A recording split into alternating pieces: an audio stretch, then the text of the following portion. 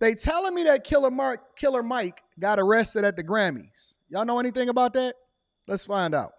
11 rapper Killer Mike won 3 Grammys tonight, including Best Rap Album. And then this happened. This video from Chris Gardner of The Hollywood Reporter shows the rapper being escorted out of Crypto.com arena by LAPD officers. Police say Killer Mike, whose name is Michael Render, was handcuffed and arrested after a physical altercation. He was booked at LAPD's Central Division for misdemeanor battery and... So they saying that Killer Mike was arrested right after he won a whole bunch of Grammys. Hey, let me ask y'all a question before we get into this whole Killer Mike conversation. Is the Grammys really a thing anymore? Like, do people really care about the Grammys like that? Why do people even go to the Grammys in the first place? Right? According to Time magazine, Killer Mike was arrested at the Grammys after sweeping the rap categories. It says the news of his arrest came minutes before the awards ceremony began, according to the reporter Chris Gardner, who was at Crypto.com arena in Los Angeles when Killer Mike was escorted in handcuffs away. Recorded the incident, which is what you just seen. It says an official tells someone on his team that it's possible he may be released later tonight from the arena. Unclear if he's being booked here and what he's being charged with. Representatives didn't immediately respond. Apparently, it was something with regard to assault. He got into an altercation with somebody, and then he gave his Grammy speech or whatever like that. But yeah, man. So I don't know. They real vague on the details. I've been kind of researching this. He did win 3 Grammys. He did win 3 Grammys, and one of them was for like best rap performance and all of this stuff. He got arrested for a misdemeanor charge unrelated to the Grammys. I don't even care about the Grammys. I'm going to be honest with you. I do not even care about the Grammys. It doesn't matter to me. It doesn't mean anything to me. Congratulations to Killer Mike for his stellar album. I did some research on how he put together that album just because I'm kind of a hip hop head. But no, I mean, the Grammys ain't what they used to be. But I know that people really care about getting a Grammy. But shout out to Killer Mike.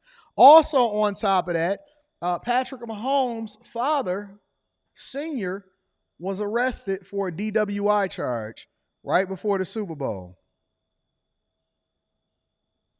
Some super trouble before the Super Bowl for the father of NFL quarterback Patrick Mahomes. Police arresting this man. That is the father of Patrick Mahomes. Jail records showing Patrick Mahomes Sr. taken into custody this morning on the charge of driving while intoxicated for the 3rd time or more. This happened in Smith County in the Tyler area of that county. Back in 2018, Pat Mahomes Sr. received a 40-day jail sentence for a second DWI offense. Again, his son, Patrick Mahomes Jr., arguably the biggest name in the NFL right now, set to lead the Kansas City Chiefs against the San Francisco 49ers next Sunday right here for Super Bowl 58. So shout out to Pops. I think that Patrick Mahomes probably has some of the biggest people right in his own household and around him working against him because his brother is a POS. His younger brother is always trying to take the spotlight, and he a POS. His girlfriend is, or his fiance / wife is always in the news for being for the streets or, just doing too much and all of that. And then his dad, his 3rd DWI right before the Super Bowl. I almost think that Patrick Mahomes is almost like he's GOAT status just because of all of the things that he got to overcome. Just for the fact that he got to deal with his parents and he got to deal with his chick and he got to deal with his brother and he got to deal with his whole family. And so the fact that he's able to continue to stay focused, considering that he got all of these people working against him. How come when people start to get, don't y'all realize, listen, if you got a friend, let's say you're not the one that pop off, but let's say you got somebody that's around you that wound up becoming a public figure and they wound up becoming awesome. Shout out to Jason Christian. Let's say you got somebody that's a public figure and they big or whatever like that, right? Don't y'all realize that y'all have to change your behavior because you are also affecting what happens to them? That people, when they realize that they can't get to them, the first thing that they're going to do is get to you because they want to make them look bad through you. And you're not even the one, like you're not the center of attention. You don't have to talk a lot. You don't have to do a whole lot. All you got to do is be quiet. All you got to do is be quiet and win. That's it. Don't be in the spotlight. Don't have no stupid stuff that happened to you. Don't cause attention for the person that you're around. That's all you got to do. That's all you got to do. Now, it's not just enough to just be a public figure in what you do. It's also what happens with the people that surround you. And so we live in an uncharted territory in which social media extends over into us all. And so you got to be very, very careful because you don't know how you're affecting somebody else with your behavior. So long story short, we all got to be on our best behavior because you messing up the bag. And under no circumstances do you mess up the bag. And I'm very, very thankful that my family get that. My daughter, my 16-year-old, 15 going on 16-year-old daughter understands that her behavior affects what happens with daddy. And so she can't be out here being stupid, embarrassing me, doing dumb junk. My chick, she understands that. My mom understands it. My brothers understand it. Everybody around me understands to play their role and play their position. It's that simple. Play your role. Why you getting arrested? Why you doing a whole lot? Why you on social media? Yeah, his dad did play baseball. He played for the Minnesota Twins, I believe. He played for the Twins. What up, Tamara? What's happening? Anyways, let's continue. And then over in California, they're declaring a state of emergency. Take a look, ladies and gentlemen.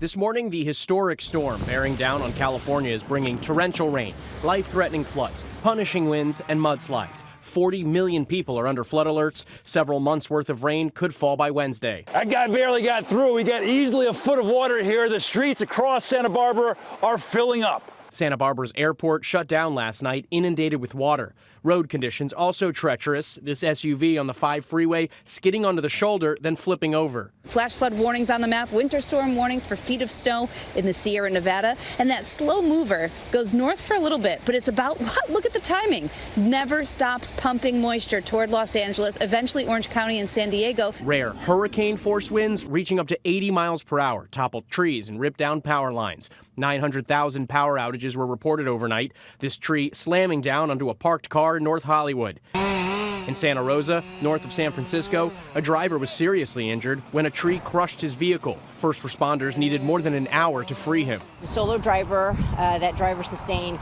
major unknown injuries and was transported to a local hospital. And to the north, in Oregon, a narrow miss. This vehicle losing control, careening off the road. Police now warning drivers to check their tire treads and slow down in the rain. Back in California, swift water rescue teams are on standby across the state.